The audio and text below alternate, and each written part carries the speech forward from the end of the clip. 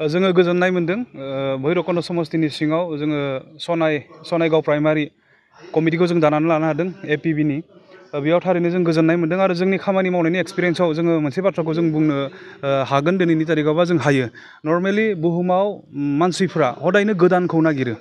जोङो पार्सनेल लाइफआव गारिबाबो जों गोदान नागिरो गस्लाबाबो जों गोदान नागिरो गासैखौबो मानसिया गोदानखौ हास्थायो थिग बिदिनो अल्टारनेटिभ पार्टि अफ बड'लेण्डआ थांनाय 2 एप्रिलाव जोनोम मोन्दों जोङो गोदान जोंनि गेजेराव थाखानाय माखासे पलिटिकेल पार्टिफोर दङब्लाबो बेफोर गासैनिख्रुइ जोंखौ बांसिन अनसायनायखौ जों नुदों मानोना मानसि माहारिनियाव मोनसे आखुथाय दङ जेब्लाबो जोङो गोदानखौ हास्थायो थिग बेबायदिनो राजखान्थिनि बेलायावबो बा राजनितिकनि बेलायावबो दिनै अल्टारनेटिभ पार्टि अफ बड'लेण्डआ गोदान जानायखाय जोंखौ बांसिनै रायजो राजाफ्रा अनसायनायखौ जों नुदों आरो जोंजों लोगोसे खामानि मावनो बांसिनै इयुथ्सफोरा यांस्टारफ्रा ओंखारबोदों मानोना जोंनि भबिसतखौ दिनै नुदों बे बारलांनाय समाव जोंनि राजखान्थियारि थासारिया माबायदि जानानै दङ बा जोंनि भबिसतआ दिनै लाइमोनफोरा माबायदि नुहुरगासिनो दङ बेखौ गिख्रंनाय मोननानै बे थाखानायफोरजों जेबो जानाय नंलिया होननानै नैबे गोदान अल्टारनेटिभ पार्टि अफ बड'लेण्डनि बिबान लानो दिनै जोङो आवगायबोनायखौ जों नुदों आरो दिनै जों जि सनायगाव प्राइमारि कमिटिखौ जों दादों बेयाव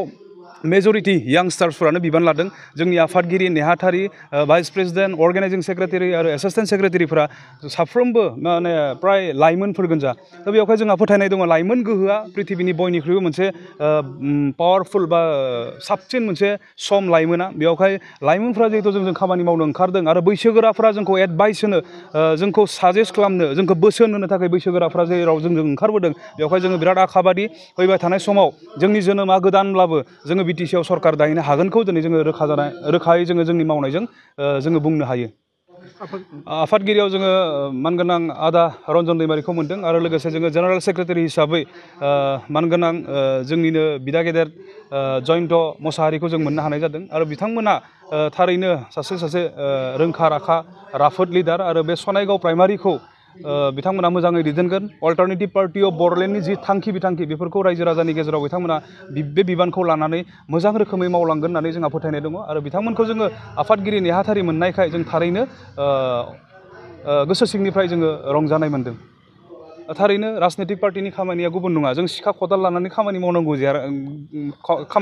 गैया राजखान्थिया जाहैबाय मानसिजों सावरायनायानो राजखान्थिनि देरसिन खामानि आरो मानसिजों सावरायनानै बिथांमोननि जेंनाखौ बुजिनो नागिरनायानो राजखान्थिगिरिफोरनि देरसिन आरो सैथो खामानि होननानै दिनै जोङो खामानि मावनानै बुजि मोन्दों बेखायनो दिनै जोङो राजखान्थि हान्जाखौ दाबाय जिहेतु जोंनि मावनाया सानफ्रोमबो जों रायजोजोंनो सावरायगासिनो दङ मानसिजोंनो जोङो सावरायगासिनो दङ बिथांमोननि जेंना जेंसि समाजनि जेंना जेंसि आबादारिफोरजों जों सावरायदों आबाद बिथिङाव मा जेंना दङ जोंनि लाइमोनफोरजों जों सावरायदों बिथांमोना मा लुबैयो दिनैनि तारिखाव थ' बेफोरबायदि गासै बिथिङाव जोङो बे अल्टारनेटिभ पार्टि अफ बड'लेण्डआ जोंनि थांखिफोरखौ लानानै जोङो जोंनि लाइमोनफोरजों जों सावरायदों जोंनि बैसोगोराफोरनिफ्राय जोङो एडभाइस लादों जोंनि आइजोफोरजोंबो जोङो लोगो हमनानै सावरायदों बे जोंहा बिटिसि जानायनिफ्राय दिनैसिम आइजो माहारिखौ माबायदियै जोंनि थाखानाय पलिटिकेल पार्टिफ्रा अनसायबोदों बा सोरखारा माबायदियै नोंथांमोनखौ जोथोन लाबोदों जों जेब्ला आइजोफोरजों सावरायदों बिथांमोना थारैनो सैथो बाथ्राफोरखौ खोन्थादों नैबे 5 बोसोर आरो थांनाय 17 बोसोरनि जि सरकार बे सरकारनि माखासे सैथो बाथ्राफोरखौ आइजोफोरा जोंनो रोखायै फोरमायदों आरो जों आइजोफोरनो माखासे फोथायनो हानाय बाथ्राफोरखौ बिथांमोनजों जों सावरायदों आरो थारैनो फैबाय थानाय समाव जों आइजोनिफ्रायबो गोबांथार जोङो मोजां आइजोफोरखौ जों खामानियाव जों मोननो थांबाय थादों आरो जोंहा मोनसे प्लास पइन्ट दङ दिनै आसामावनो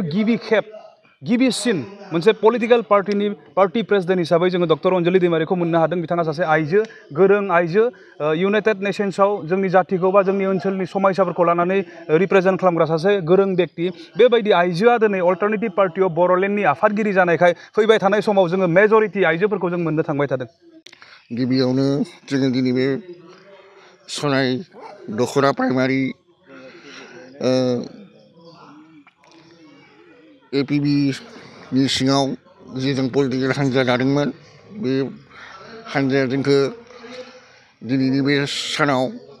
आनसलिकनि जि हाबाफारि फिसा जेनेबा प्रेसिडेन्ट सेक्रेटारिनि गायसनदोंमोन बेयाव आं दिनै प्रेसिडेन्ट बिबानखौ बानबाय आरो बे बाननायनि गुबै जाहोनानो जाहैबाय दिनैनि थासारियाव मानगोनां गेदेरनि रन्जन दैमारिया जेराव दिनैसिम जनानै दङ आरो बेखौ बोखांनो थाखाय जोंनि जेसेबां बड'लेण्डआव गोबां पार्टिफ्रा दैदेनलांबाय बिथांमोना नाजायैनि थासारियाव दिनै जोंफोर बेखौ बोखांनो हागोन होननानै जों बे पलिटिकेल एपिबि हान्जायाव जोङो गावगायखौ गथायबाय आरो जों गोख्रों राहा लामाखौ लानानै जोङो बेखौ नाजालांगोन होननानै आं मिजिंथियो। गोजोन्थों।